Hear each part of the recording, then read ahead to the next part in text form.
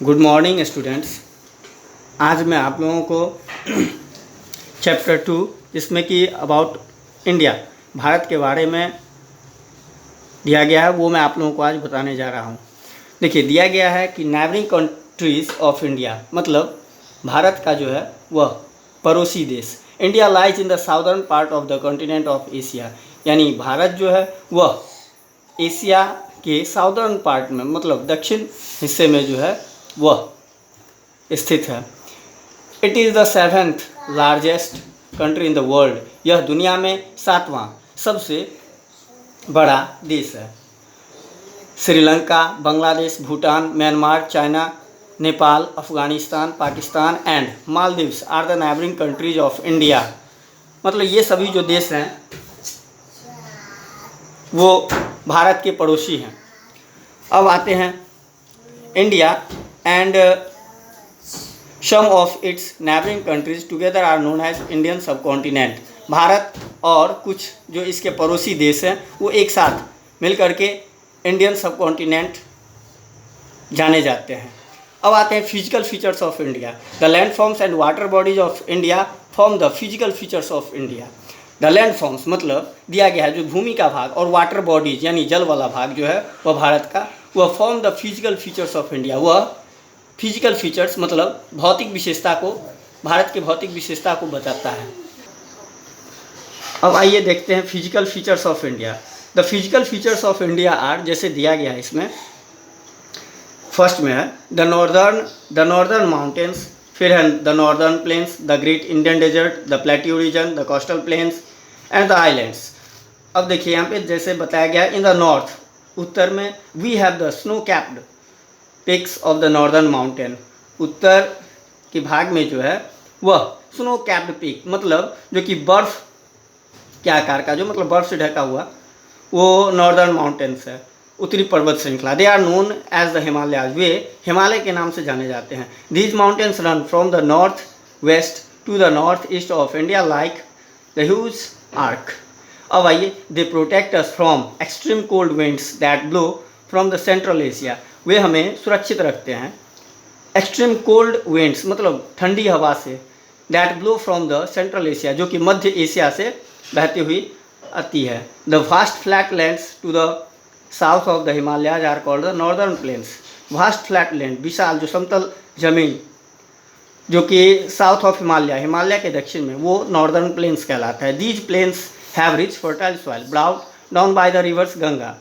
और ये जो मैदान है इसमें फर्टाइल सॉइल जो कि मतलब उपजाऊ मिट्टी जो कि लाई जाती है वह गंगा नदी के द्वारा। और फिर इसके अलावा है ब्रह्मपुत्रा एंड देयर ट्रिब्यूटरीज। अब आइए, in the western part of India lies the great Indian desert, यानी भारत के जो है पश्चिम भाग में जो है वह एक विशाल जो है वह मरुभूमि है जो कि ग्रेट इंडियन डेजर्ट के नाम से जाना जाता है। और इसे it is also known as the Thar desert, इसे यह थार डेजर्ट के नाम से भी जाना जाता है। This is a hot and dry Sandy area. यह जो है गर्म और शुष्क यानी सूखा सैंडी एरिया, बालू वाला इलाका है। Very few plants like cactus and date palms grow in the Thar desert. बहुत ही कम मात्रा में कुछ ही पौधे जैसे कि कैक्टस और ये डेट, खजूर का जो पौधा होता है, वह इस थार डेजर्ट में ग्रो होता है। The southern part of the plateau reason is the vast tableland known as the Deccan Plateau. On the western and eastern side of Deccan Plateau are the coastal plains. The Deccan Plateau is bordered by mountain range on the eastern and western side. Deccan Plateau जो है मतलब दक्कन का पठार जो है वह जैसे border किया गया बाय माउंटेन रेंज, माउंटेन यानी पर्वत श्रृंखलाओं के द्वारा। On the eastern and western side यानी पूर्वी और पश्चिमी भाग में, the range on the west are called the Western Ghats. जो श्रृंखला वेस्ट में मतलब पश्चिम भाग में वह वेस्टर्न घाट्स के कहलाता है। On the east they are called Eastern Ghats, और पूरब में वह ईस्टर्न घाट कहलाता है। अब आइए आते हैं, इंडिया हैज़ दिया गया, India has 2 main island group, the Andaman and Nicobar island in the bay of Bengal and the Lakshadweep island lie in the Arabian sea. अब आइए पॉलिटिकल डिवीजन ऑफ इंडिया। अब जैसे दिया गया, new Delhi is the capital of India, नई दिल्ली जो कि भारत की राजधानी है। It lies in the national capital territory of Delhi. Our country is governed from New Delhi by the central government. हमारा देश जो कि मतलब नई दिल्ली से जो संचालित होती है बाय द सेंट्रल गवर्नमेंट, वह केंद्र सरकार के द्वारा, which is headed by the prime minister of India. मतलब भारत के जो प्रधानमंत्री हैं वो, India is a large country, Bharat एक विशाल देश है, so it govern it better, India is divided into 29 states and 7 union territories. जैसा कि अभी इसमें दिया गया है 29 स्टेट्स एंड 7 यूनियन टेरिटोरीज, मतलब 29 राज्य और 7 केंद्र शासित प्रदेश, जो कि अब 2020 के अनुसार से जो है आप लोगों को 28 स्टेट्स ही जानना है कि इंडिया में जो है ओनली 28 स्टेट्स और 8 यूनियन टेरिटोरीज हैं, जो कि मैंने आप लोगों को आंसर में भी बता दिया है।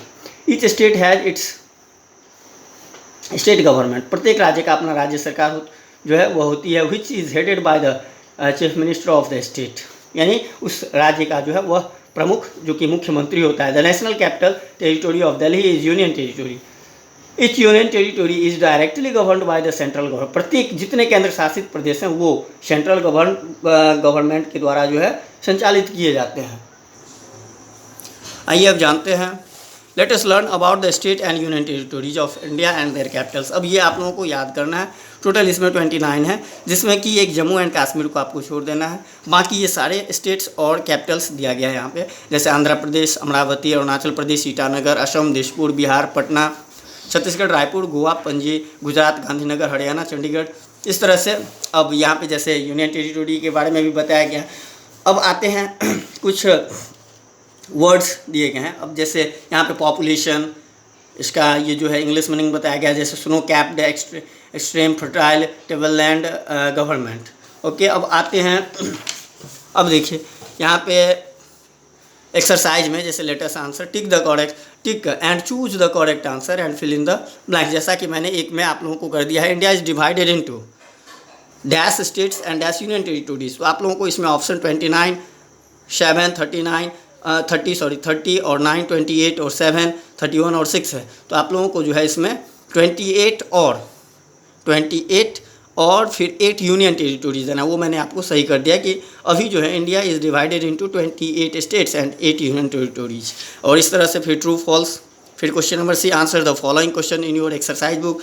जो मैंने आप लोगों को क्वेश्चन का आंसर जो है वो मैंने आप लोगों को दे चुका आज दे दिया हूँ। इसका टोटल आप लोगों को फेयर कॉपी में करना है और फिर उसे लर्न करना है। Okay, thank you.